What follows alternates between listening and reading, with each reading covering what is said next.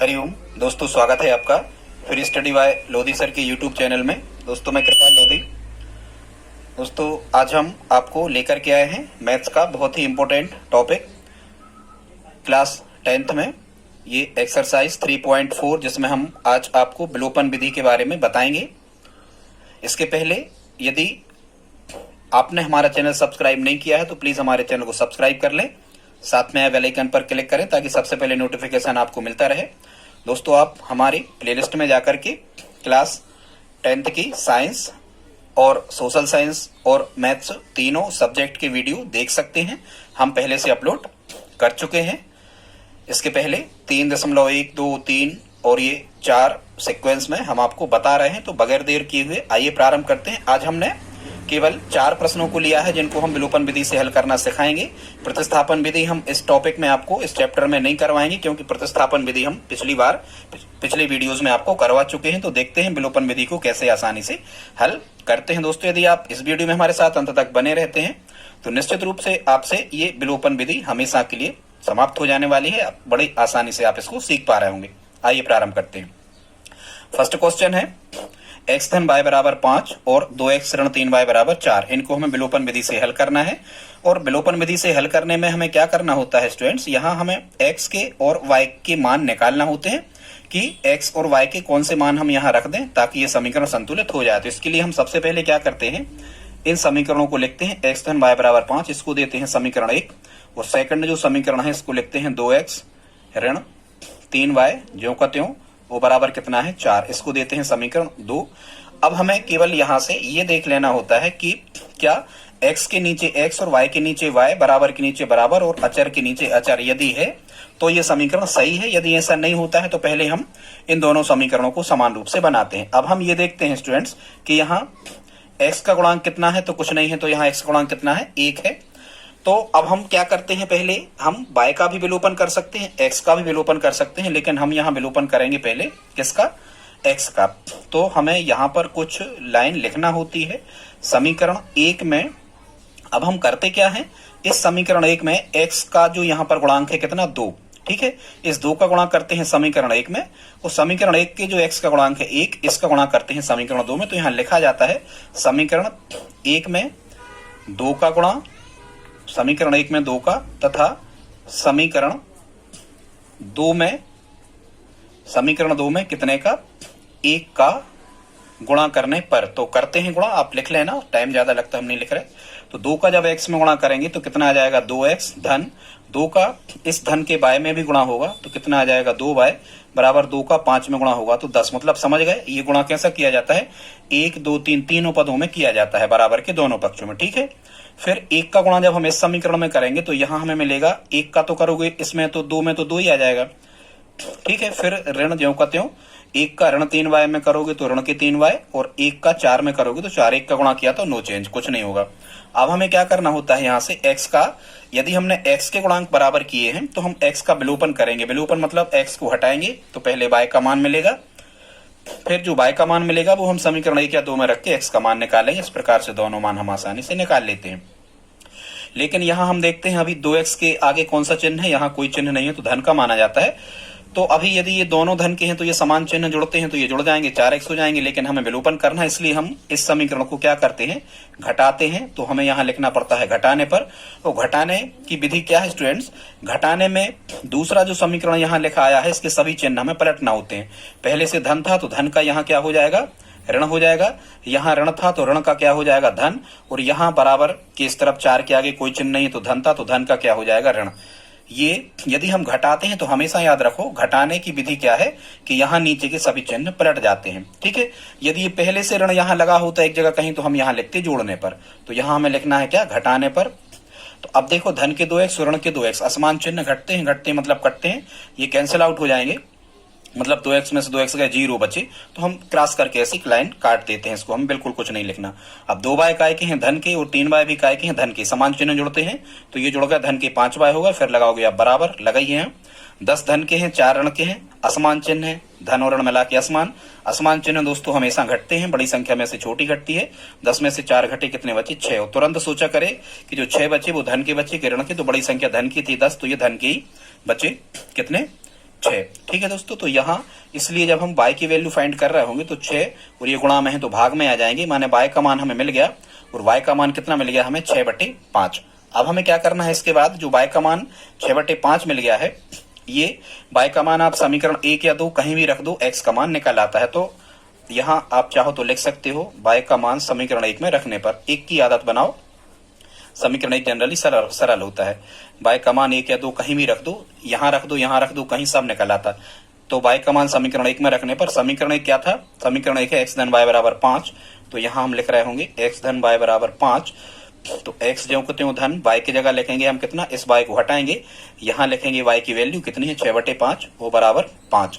जब हम यहाँ से x का मान निकाल रहे होंगे तो ये 5 ज्यों के त्यों, वो 6/5 बराबर के इस तरफ आए तो काय के हो गए, ऋण के हो गए, क्योंकि इस तरफ काय के थे धन के।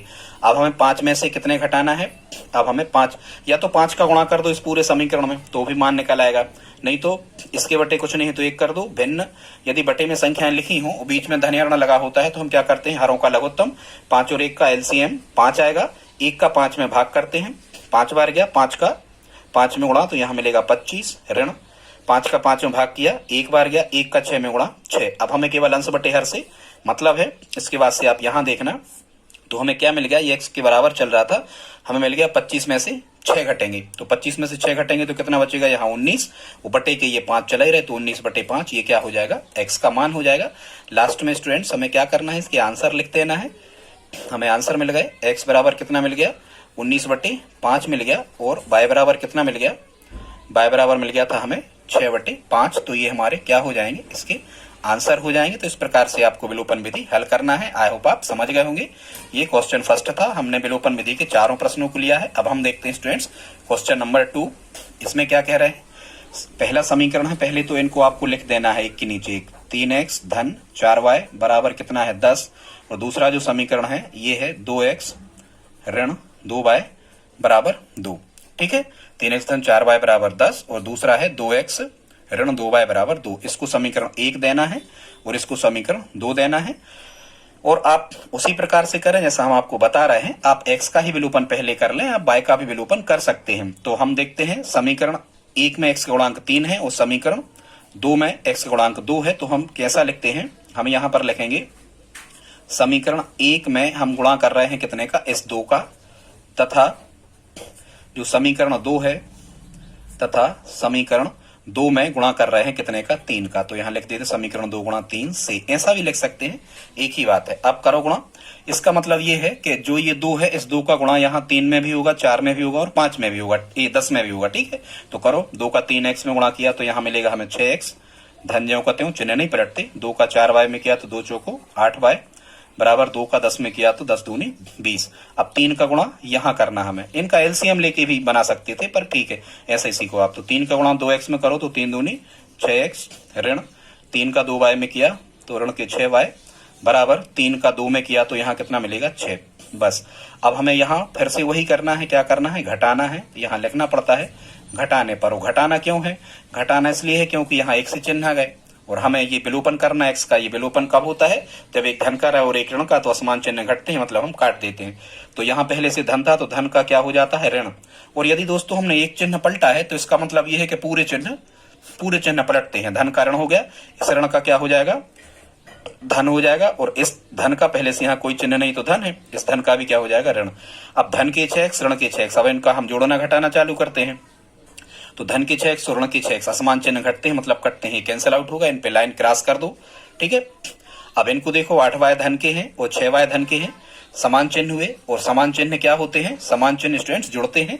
8y और 6y 14y हो गए, और 14y काय के रहेंगे, धन के, क्योंकि बड़ी संख्या धन की है। 8 धन के थे तो धन अपन आगे यहाँ लगाते नहीं, फिर बराबर लगाएंगे।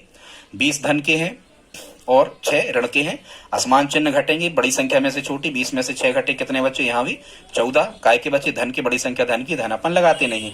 इसलिए जब y का मान हम निकालेंगे तो 14 बटे ये जो गुणा में 14 है ये भाग में जाएंगे बटे में, 14 एकम 14, 14 एकम 14, 1/1, मतलब यहाँ y बराबर कितना आ गया 1। y की वैल्यू कितनी मिल गई हमें 1, y का मान मिल गया। अब हम क्या करते हैं, यहाँ से वही करना, हमें क्या करना है कि जो y का मान निकला है ये y का मान समीकरण 1 या 2 में रखना है।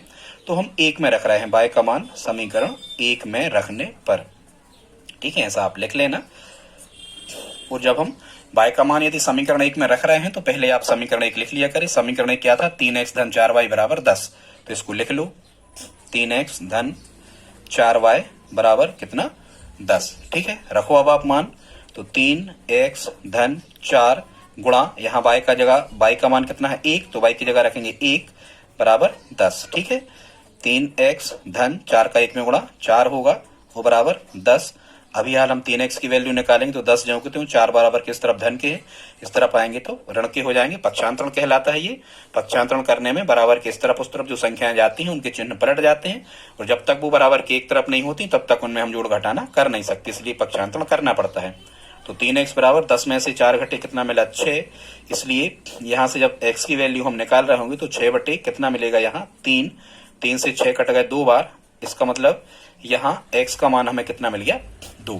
लास्ट में जाके आपको क्या करना है, इसका लास्ट में जाके आपको आंसर लिख देना है। यहाँ नीचे की ओर आप आंसर लिख दिया करें दाईं ओर। x बराबर कितना मिला है, 2, और यहाँ से y बराबर कितना मिला है, 1। और आप चाहें तो व्यवस्थित इस प्रकार से ब्रैकेट में इसको कर दिया करें, तो ये आपको पूरे अंक यहाँ से मिलने वाले हैं। ठीक है, अब ये x बराबर 2 और y बराबर 1 जब आप यहाँ रखोगे तो देखो x की जगह 2 रखो तो 3 दूनी 6, जांच कर लो। और y का मान 1 है तो 4 एकम 4 और 6 और 4 10, 10 बराबर 10, मतलब ये क्या होगी, जांच होगी। तो दोस्तों आई होप आप समझ गए होंगे। ये 2 क्वेश्चन हो गए। अगला प्रश्न देखते हैं, कौन सा, तीसरा क्वेश्चन। तीसरा क्वेश्चन में भी बिल्कुल इसी प्रकार का है।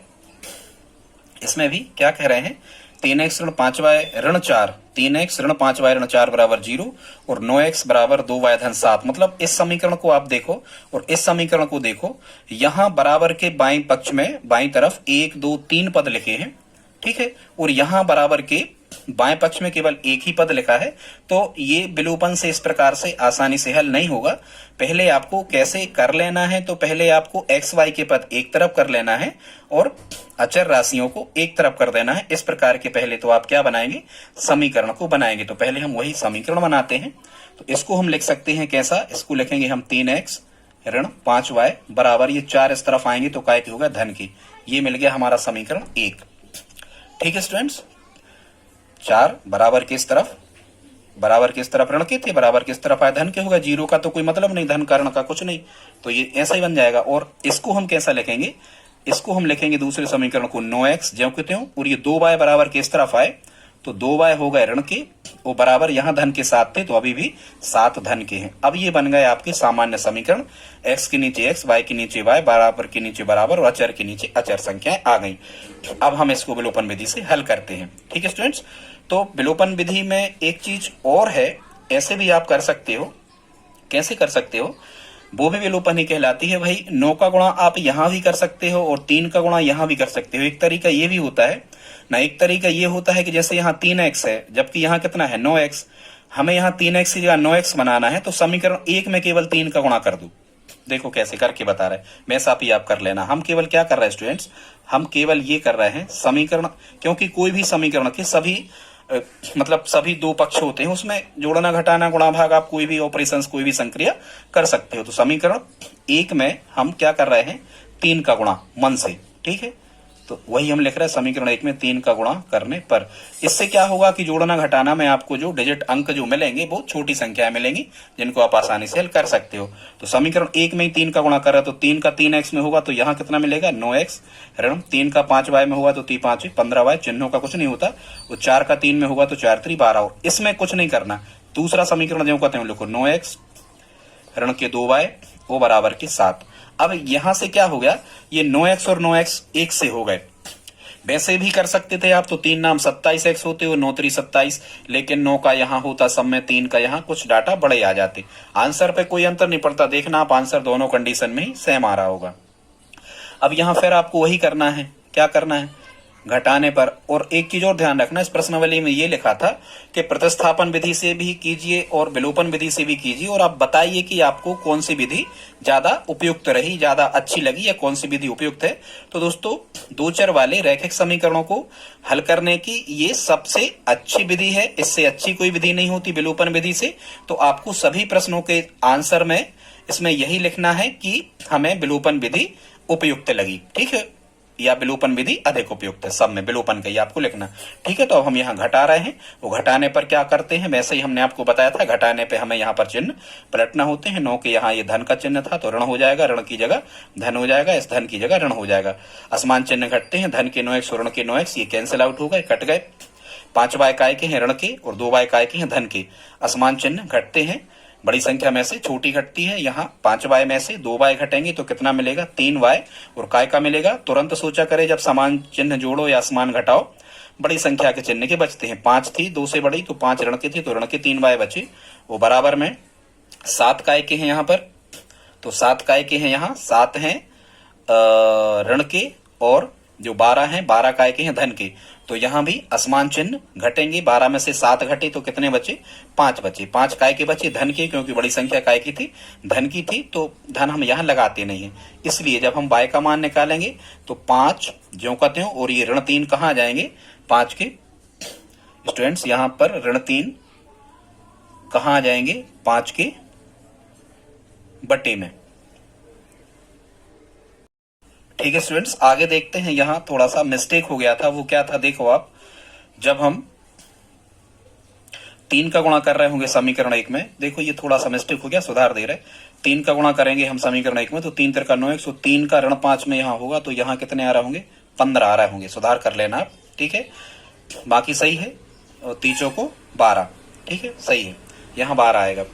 अब यहाँ 15 में से 2 घटेंगे तो यहाँ कितना आ रहा होगा, 13 बाय, तो 5 बाय बराबर कितना मिल जाएगा, यहाँ पर हमें मिल जाएगा 5 बटे ऋण 13। लेकिन ऋण जो है ये कभी भी हर में नहीं लगाया जाता, इसको हम कहाँ लगाते हैं, अंश में। तो ये हो जाएगा ऋण 5 बटे 13, ये काय का मान हो जाएगा, बाय का। तो आई होप आप समझ गए होंगे, बाय का मान मिल गया ऋण 5 बटे 13। अब हमें वही करना है, क्या करना है, बाय का मान समीकरण 1 में रखने पर, बाय का मान 1 में या 2 में कहीं भी आप रख सकते हो तो x निकल आता है। बाय का मान समीकरण 1 में रखने पर, तो समीकरण जिस समीकरण में आप मान रखते हो उस समीकरण को पहले लिख लिया करें। तो समीकरण 1 था 3x ऋण 5 बाय बराबर 4, तो लिख ले रहे 3x ऋण 5 बाय बराबर कितना, 4, यहाँ पर हम लिख ले रहे।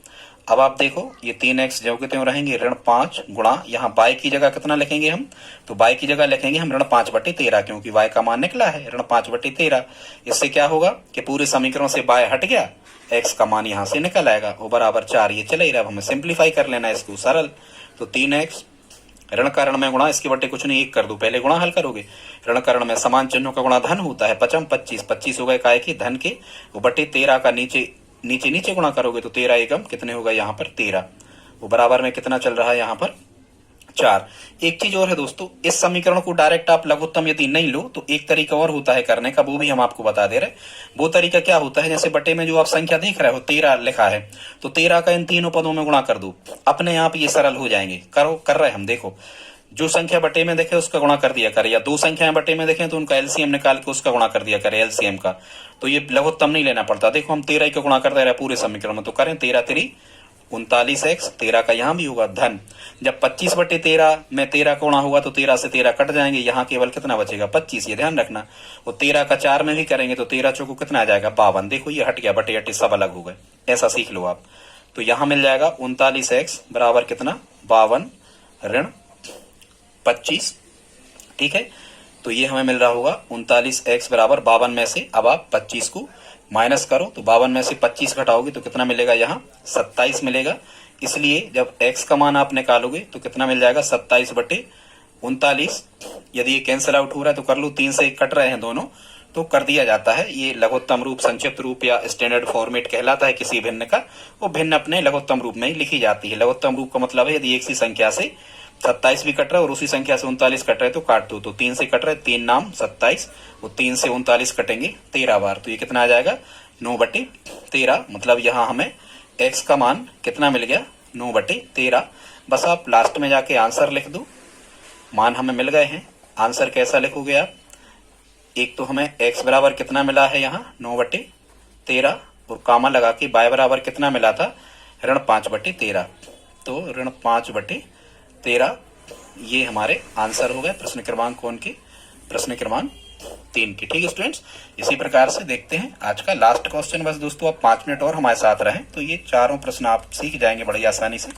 और यहाँ से प्रश्न आने के निश्चित ही चांस बनते हैं। अब हम देखते हैं अगला क्वेश्चन। इसमें भी आपको ऐसे ही करना है। कह रहे हैं x बटे 2 धन 2y बटे 3 बराबर ऋण 1। और दूसरा समीकरण है यहाँ पर x ऋण y बटे 3 बराबर 3। तो ऐसा ही आपको करना है। सबसे पहले इसको सरल बनाओ। x के नीचे x, y के नीचे y, बराबर के नीचे बराबर और अचर के नीचे अचर आ जाए। तो कैसा करोगे, हमने आपको बताया था कि इसको सरल कैसे कर लेना है। 2 और 3 का लघुत्तम कितना मिला, 6। भाई लघुत्तम विदाउट पेन पेपर के कैसे निकालते हैं आप समझो। जैसे हमें 2 और 3 का एलसीएम निकालना है तो बड़ी संख्या देखते हैं 3। क्या 2 की दुनिया में 3 आ रहा है, नहीं आ रहा है। यदि आ रहा होते तो 3 ही लघुत्तम होता।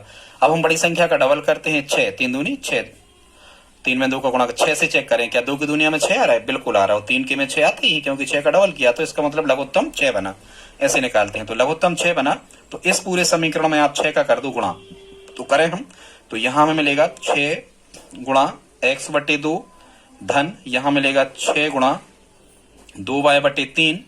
और 6 का जब ऋण 1 में होगा तो डायरेक्ट यहां कितना मिल जाएगा, ऋण 6। अब हम पहले इसी समीकरण को पहले सामान्य बना रहे हैं, फिर हम इसको सामान्य बनाएंगे, फिर हम आगे बढ़ाएंगे। ठीक है।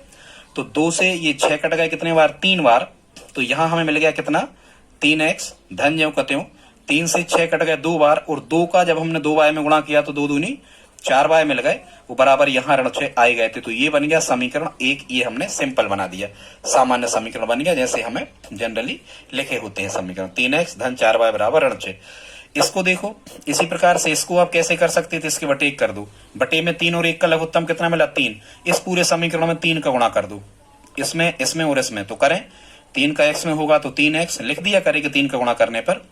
और ऋण जब यहां 3 का गुणा होगा तो 3 से 3 कट जाएंगे, मतलब कुछ नहीं, केवल क्या मिलेगा, बाय। 1 का कोई मतलब नहीं गुणा में। वो बराबर जब 3 का 3 में होगा तो यहां कितना मिल जाएगा, 9। तो ये मिल गया हमारा दूसरा समीकरण, 3x ऋण y बराबर 9। तो इसके नीचे लिख लो 3x ऋण y बराबर 9। ये मिल गया हमारा दूसरा समीकरण। बस अब हमें दोनों समीकरण मिल गए। अब हमें केवल क्या करना है, इनको केवल विलोपन विधि से हल करना है। पहले हम x का विलोपन कर दे रहे हैं तो y का मान निकलेगा। y का मान समीकरण 1 या 2 में रख देना तो x का मान निकल आएगा। आसान है। तो दोस्तों आप समझ गए होंगे कि इनको कैसे हल करते हैं। 3 और 2 का लघुत्तम 6 का गुणा यहाँ किया, 6 का यहाँ किया, 6 का यहाँ 3 का गुणा इसमें, 3 का इसमें, 3 का इसमें। ठीक है। बस अब यहाँ जब हम विलोपन से हल कर रहे हैं इस क्वेश्चन में, तो आप देखें यहाँ पर स्टूडेंट्स, यहाँ पर गुणांक x के पहले ही से बराबर मिल रहे हैं। यहां भी 3x है पहले से, और यहां भी पहले से कितना है, 3x है। यदि दोस्तों पहले ही से x या y के गुणांक बराबर होते हैं तो केवल हमें ये देखना होता है कि अब हम केवल उनको जोड़ दें, घटा दें। तो हालांकि सभी प्रश्न है इनमें घटा नहीं लिखना है आपको, चारों अपन ने करे, चारों में घटा नहीं लिखना है। तो यहाँ पहले से धन था तो धन का क्या हो जाएगा, ऋण। यहाँ ऋण था, ऋण का क्या हो जाएगा, धन। नीचे के सभी चिन्ह पलटते हैं। ऐसा नहीं कि एक पलट दिया बाकी नहीं पलटेंगे, ऐसा नहीं, सभी चिन्ह पलटे जाते हैं। यहाँ 9 धन के थे तो यहाँ ऋण। ये तीनों चिन्ह, 3 चिन्ह आते हैं, तीनों हमने पलट दिए। और यदि हम इस प्रकार से चिन्ह पलटते हैं तो यहाँ हमें लिखना पड़ता है क्या, घटाने पर। ठीक है स्टूडेंट्स। अब हम जब इनको घटा रहे होंगे तो धन के 3x और ऋण के 3x असमान चिन्ह घटते हैं। 3x में से 3x का 0 बचा तो 0 न बचा कैसे कैंसिल आउट कर दिया करें। 4y काय के हैं धन के और y भी काय के हैं धन के, तो समान चिन्ह जुड़ते हैं। ये स्टूडेंट्स नियम लिख लो आप कहीं, बहुत इंपॉर्टेंट नियम है। समान चिन्ह जुड़ते हैं और असमान चिन्ह घटते हैं, और चाहे जुड़े चाहे घटे बड़ी संख्या के सामने का चिन्ह लगाया जाता है। ठीक है। तो इसको हम कैसे हल करेंगे आगे स्टूडेंट्स देखें आप, धन के 4y और धन के 1y समान चिन्ह जुड़ते हैं। तो ये धन के कितने y हो गए, 4y और 1y, ये हो गए धन के ही 5y बराबर। ऋण के 6 हैं और ऋण के 9 हैं, समान चिन्ह जुड़ते हैं। 9 और 6 कितने हो गए, 15। काय के, ऋण के, क्योंकि बड़ी संख्या काय की है 9, ऋण की। तो यहाँ हमने लिख दिया ऋण के कितने, 15। मतलब हमें क्या मिला, 5y बराबर ऋण के 15। इसलिए जब हम यहाँ से y का मान निकाल रहे होंगे तो यहाँ मिलेगा ऋण 15 बटे 5। 5 से 15 कट गए 3 बार, तो ये y बराबर, बराबर के नीचे बराबर आ जाए, ऋण चला ही रहा था पहले, वो 3 होल मिल गए। मतलब y का मान हमें कितना मिल गया यहाँ पर, 3। अब जब हमें y का मान मिल गया है तो अब हम क्या करेंगे आगे, y का मान समीकरण 1 में या 2 में रख देंगे तो मिल जाएगा हमें x का मान। तो यहाँ हम लिखते हैं y का मान समीकरण 1 में रखने पर। ठीक है, तो समीकरण 1 क्या था? समीकरण 1 था, इसको मान लो आप समीकरण 1 ये मिला था 3x धन 4y बराबर ऋण 6। यहां रख दो, यहां रख दो, यहां रख दो, यहां कहीं रख दो, एक्स वाई साथ में बस हो तो निकल आता है। समीकरण 1 की आदत डालो, 3x धन 4y बराबर ऋण 6। समीकरण 1 था 3x धन 4y बराबर ऋण 6। क्या था? 3x धन 4y बराबर ऋण 6। इसमें हम y की जगह कितना रख रहे हैं? y की जगह रख रहे हैं हम ऋण 3। ठीक है, रखते हैं तो 3x धन 4, यहाँ गुणा रहता है तो गुणा लगा दो। y का मान कितना मिला? ऋण 3, तो y को हटा के उसकी जगह ऋण 3 रख दो, वो बराबर ऋण 6। अब इसे हम सरल करेंगे तो 3x ऋण का धन में गुणा, असमान चिन्हों का गुणा ऋण होता है, तो ऋण के कितने हो गए? 12 बराबर ऋण 6 ज्यों के त्यों। फिर 3x का मान हम निकालेंगे तो ऋण 6 ज्यों के त्यों, 12 इस तरफ आए, काय के हो गए धन के, तो यहां मिलेगा 3x बराबर, असमान चिन्ह इकट्ठे हैं, 12 में से 6 गए, कितने बचे? 6 काय के बचे धन के, क्योंकि बड़ी संख्या धन की थी। दोस्तों यहां तक यदि आपने इस वीडियो को देखा तो प्लीज आप लाइक तो कर ही दें, कमेंट में भी लिखें आप कुछ जो अच्छा लगा हो। तो 3x बराबर 6, ये धन ऋण होता तो पक्षांतरण होता, यहाँ गुणा में है तो भाग में आ जाएंगे, इसलिए x बराबर कितना आएगा? 6/3, 3 से 6 कैंसिल आउट 2 बार, तो x का मान कितना मिल गया? 2। तो ये हमें x और y के मान मिल गए। लास्ट में हम इनका आंसर लिख सकते हैं। आंसर बराबर हमें क्या मिला? इस प्रकार से लिख दिया करें, x बराबर 2 मिला और y बराबर ऋण 3 मिला। आप चाहें तो x और y के मान यहाँ पर पुट कर सकते हैं, यहाँ पर रख सकते हैं और चेक कर सकते हैं। तो x बराबर 2 और y बराबर ऋण 3 इसका आंसर हुआ। दोस्तों आज के वीडियो में इतना ही। वीडियो पसंद आए तो प्लीज आप इसको लाइक करें, और स्टूडेंट्स यदि आप हमारी हेल्प करना चाहें तो प्लीज इस वीडियो को अपने दोस्तों के साथ में स्टडी ग्रुप में शेयर जरूर करें। कमेंट करके बताएं आप सोशल साइंस या मैथ्स का कौन सा टॉपिक हमसे पढ़ना चाहते हैं, हम जल्दी से वीडियो अपलोड करेंगे। मिलते हैं अगले वीडियो में, तब तक के लिए जय हिंद जय भारत।